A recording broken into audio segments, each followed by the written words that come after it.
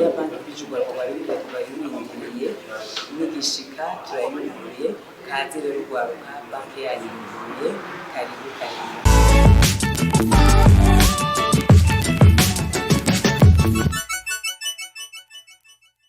Kuva kuri uyu wa gatatu igenekerezo rya 6/0 umwaka wa 2021 ibanki y'urwaruka bije yaratanguye ibikorwa nyezina vyo kugurura amakonti, kubika, kubikura no gutanga ingurane. Urwaruka ruvuye mu mihingo itandukanye y'igihugu rwari rwishikiye ku mugwa mukuru wa politiki Gitega kugira baba ba mbere mu kugurura amakonti muri iyo banki yagenewe urwaruka bije.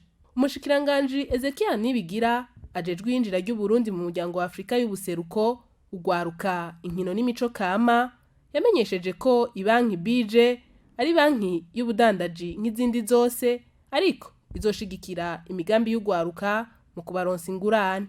Aha rero nkaba nagomba ntere akamo urwaruka nabo bose bagomba gukorana n'iyi banki. Iyi banki igitangura hariho abari bazi yuko ari ibanki izotanga gusa ingurane. Mugabo ubu twagomba tumenyeshe abarundi bose tubabwire ko ari ibanki ijejwe ubudandaji nk'ayandi mabanki yose.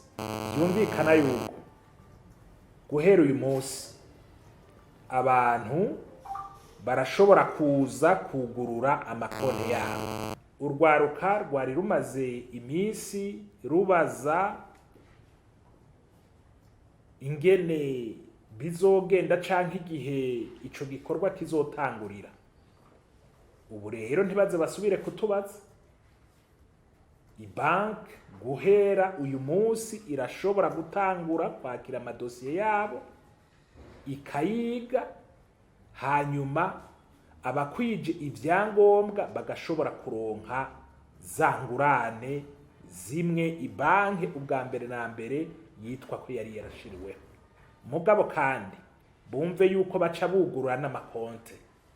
Umushikiranganje Ezekiel Nibigira amenyesha kandi ko kugira bije yorohereza abanywanyi uyu mwaka mu gihugu hazokugururwa amashami 3 y'iyo banki.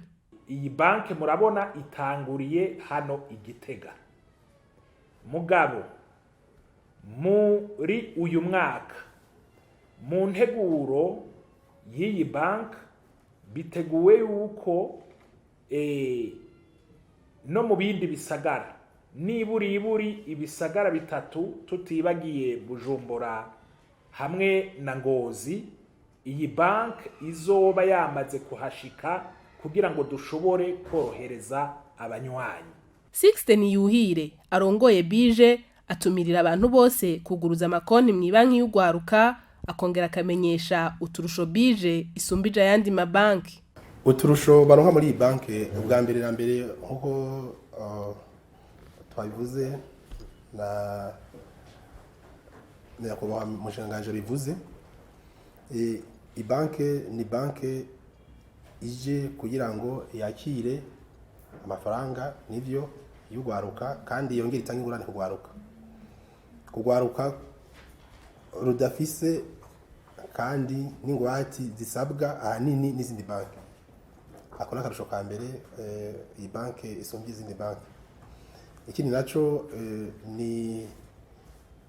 ni banki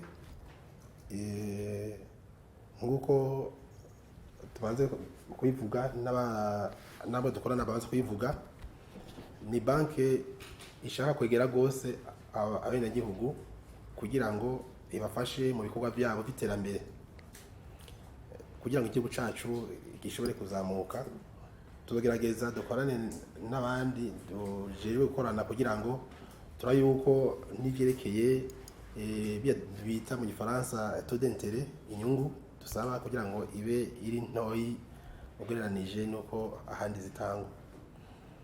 Mugabo bizoba byegeranye ziterukanye cyane, mugabo izoba ibaye bayiguranije nuko ahandi tubitanga. Kugwaruka gogo ni inyungu ntoyi cyane ugereranyije n'ahandi. Bamwe mu gwaruka bari baje kuguruza amakonte baravuga uko babonye iyo banki yabagenewe n'ico bayitezeko.